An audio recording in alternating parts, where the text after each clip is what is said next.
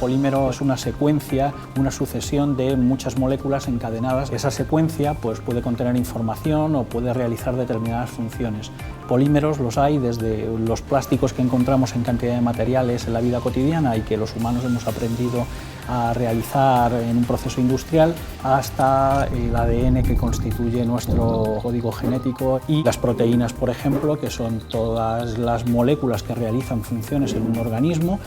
Es también un polímero formado por sucesión de otras unidades elementales llamadas aminoácidos. Un polímero vivo es un polímero de estas características, una cadena de unidades repetitivas, pero que tiene la característica de desarrollar movimiento.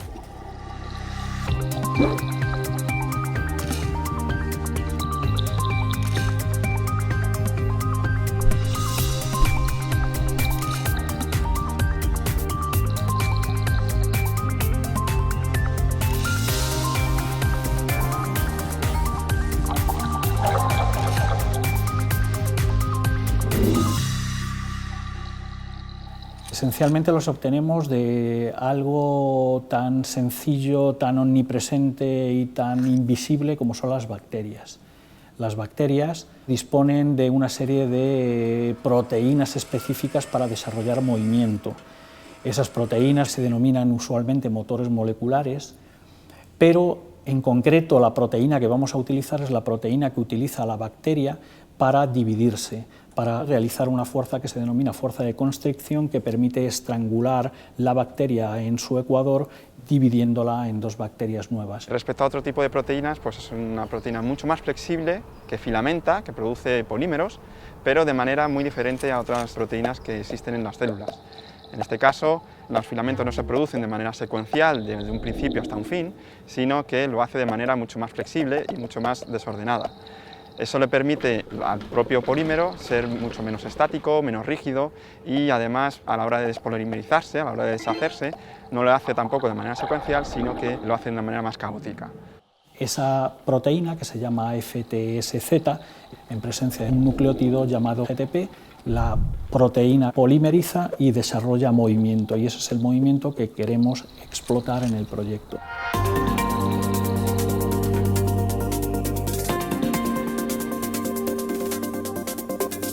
Es un proyecto esencialmente interdisciplinar que requiere del concurso de físicos que vamos a estudiar las bases cuantitativas en las que se basa ese movimiento, las fuerzas que desarrollan, cómo las desarrollan esos polímeros vivos, pero también es necesario el concurso de biólogos que fabriquen y que purifiquen y que me permitan obtener esos materiales pues a partir de sistemas naturales que produzcan ya de por sí esos polímeros vivos. Además, el proyecto necesita participación de químicos que tomen esos polímeros vivos obtenidos de la biología, sean capaces de modificarlo químicamente, pero de forma conservadora, que no destruyan su función biológica, ese movimiento que desarrollan, y sean capaces de integrarlo en los materiales que posteriormente yo quiero desarrollar.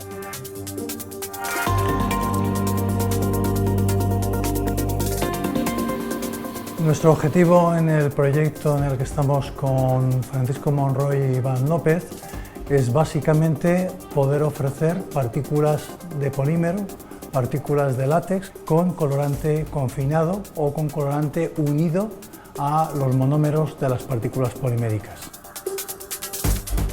Lo que tenemos es una metodología de síntesis de nanopartículas donde incorporamos el sensor o la sonda fluorescente.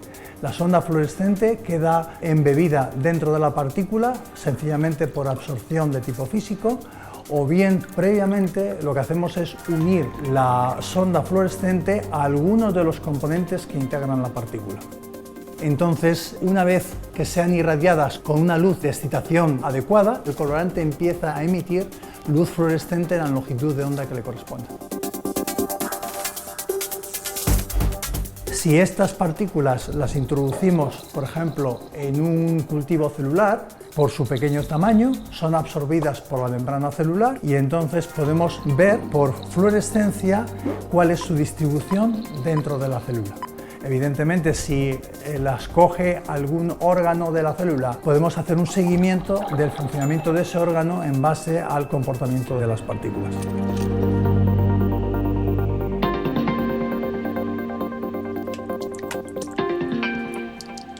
En este proyecto queremos fabricar materiales híbridos compuestos de dos elementos básicos. Un gel pasivo que nos da estructura y un elemento activo, una proteína o un biopolímero, que es el que va a proporcionar actividad a nuestro material. Esa proteína o ese biopolímero, en presencia de la energía típica de la célula, que es lo que denominamos ATP o GTP, va a producir una polimerización que se va a traducir en una respuesta de nuestro material. Lo que se pretende es tener estas proteínas dentro de los geles y tener la capacidad de controlar su polimerización, metiendo ciertos elementos químicos que producen este proceso y, por lo tanto, poder medir las propiedades de estos materiales en función del estado de polimerización de esta proteína.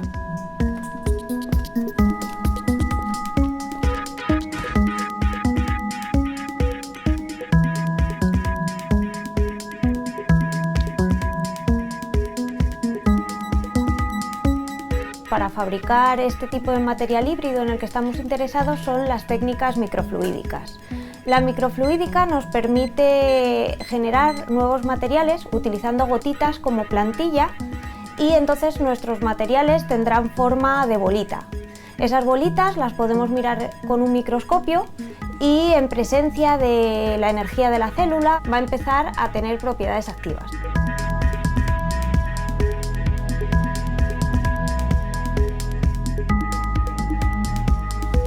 Otra manera de producir esos materiales es mezclar todos los componentes y luego ponerlos en una placa como la de este reómetro que tengo a mi lado.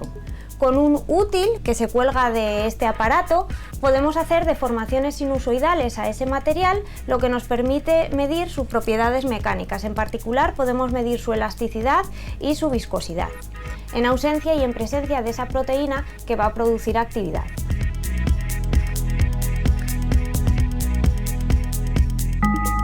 Otra manera de medir las propiedades de esos materiales es utilizando velocimetría Doppler. El uso de velocimetría Doppler consiste en que vamos a producir una deformación de nuestro material a partir de una cuchilla que se mueve a una amplitud y frecuencia constante y vamos a estudiar la interacción de ese material con un láser que está incidiendo perpendicularmente a él.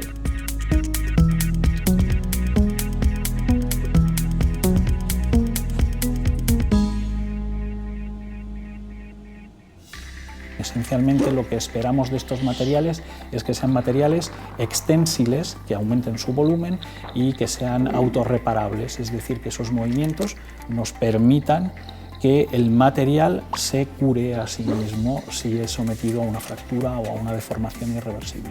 Ese tipo de materiales pues tienen una enorme promesa en el ámbito de la medicina regenerativa, esencialmente trasplantes, prótesis, etc. En el ámbito más biotecnológico, disponer de un material con la capacidad de cambiar de tamaño y forma y de moverse y de desplazarse de forma autónoma abre inmensas posibilidades para un buen número de campos relacionados con la tecnología, incluida la alimentación.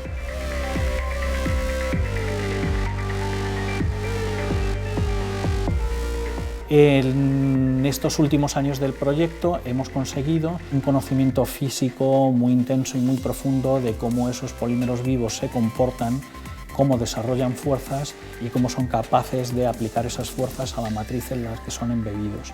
Toda esa física nos permite dotar al material así formado de una guía de uso para que los ingenieros de materiales formulen el material con las características que ellos busquen.